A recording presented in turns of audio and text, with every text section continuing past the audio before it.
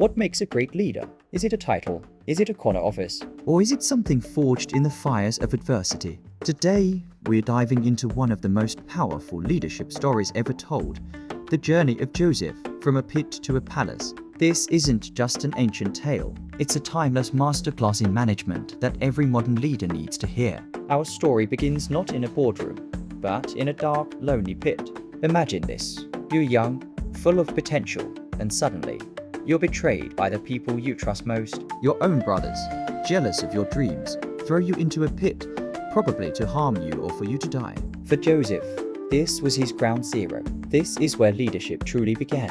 It's lesson number 1, self-leadership. Before you can manage a team, a project, or a company, you must manage yourself, your fear, your anger, your despair. Great leaders aren't born in comfort. They're forged in crisis. While his brothers mocked him, Joseph had to make a choice. Let bitterness consume him, or manage his own heart in the darkness. Just when he thought it couldn't get worse, Joseph is pulled from the pit only to be sold as a slave to passing traders. He's bound, stripped of his identity, and carted off to a foreign land. This is where he learns lesson number 2, adaptability. In management and in life, change is the only constant. Sometimes transitions are forced upon us. We lose a job, a project fails, the market shifts. Joseph couldn't control being sold, but he could control his response. He learned to adapt, to survive, and to look for opportunities even in the bleakest of transitions. A powerful leader understands that you don't always control the situation, but you can always control your growth within it. Arriving in Egypt, Joseph is sold to Potiphar, a high-ranking official. Here, in a completely foreign environment, Joseph doesn't just survive. He thrives. This is lesson number 3. Excellence is a leadership accelerator. Joseph poured himself into his work. He wasn't just doing his job. He was owning it. He improved processes, managed staff, and organized the entire household with such skill that Potiphar noticed. Soon, Potiphar put him in charge of everything he owned. Joseph demonstrated that leadership isn't about giving orders. It's about creating value. He built trust through reliability and consistent high performance. Your excellence is your influence. It's not a position you're given, it's a reputation you earn, one task at a time. But with great influence comes great tests.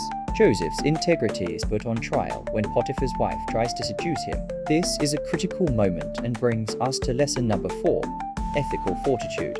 She offered him a shortcut, a moment of pleasure, but Joseph knew the cost. He refused, saying he could not betray his master, his values, or his God. For this, he is falsely accused and thrown into prison. It seems like his integrity cost him everything. But great leaders know that character is a long-term game. Your credibility is your most valuable asset, and it's non-negotiable. Compromise might look like an easy win, but it's always a net loss for a true leader. Now, Joseph is in prison. He's gone from a pit to a slave to a prisoner. He has no title, no authority, no status. Yet, this is where we see one of the most powerful leadership principles in action. Lesson 5.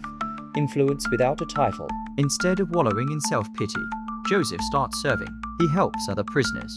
He organizes daily life. He becomes a source of stability and hope in a hopeless place. The warden sees this and puts Joseph in charge of the entire prison. Joseph didn't wait for a promotion to lead. He led right where he was. By mentoring, resolving conflicts, and managing processes, he proved that leadership is not a position, it's an action. It's about making things better for the people around you, no matter your circumstances. While in prison, Joseph interprets the dreams of 2 of Pharaoh's officials, the cupbearer and the baker. He asks the cupbearer to remember him when he's restored to his position. But the cupbearer forgets. For 2 long years, Joseph waits. This brings us to lesson number 6. Leadership requires patience. Sometimes you can do everything right. You can plant the seeds. You can build the relationships. But the timing isn't right. True leadership involves the patience to wait for the right opportunity, trusting that your preparation will meet the perfect moment. It's a frustrating but essential part of the journey. Then, one day, the moment arrives. Pharaoh, the most powerful man in the world, is troubled by dreams that no one can interpret. Suddenly, the cupbearer remembers the Hebrew in prison. Joseph is summoned to the palace. But when Pharaoh asks if he can interpret the dream, Joseph's answer is profound. He says, "I cannot," but God will give the answer. He shows humility, giving credit beyond himself. After interpreting the dreams, predicting 7 years of abundance followed by 7 years of famine, Joseph doesn't stop. This is where he makes the leap to lesson number 7. Strategic leadership. He doesn't just identify the problem, he presents a comprehensive solution.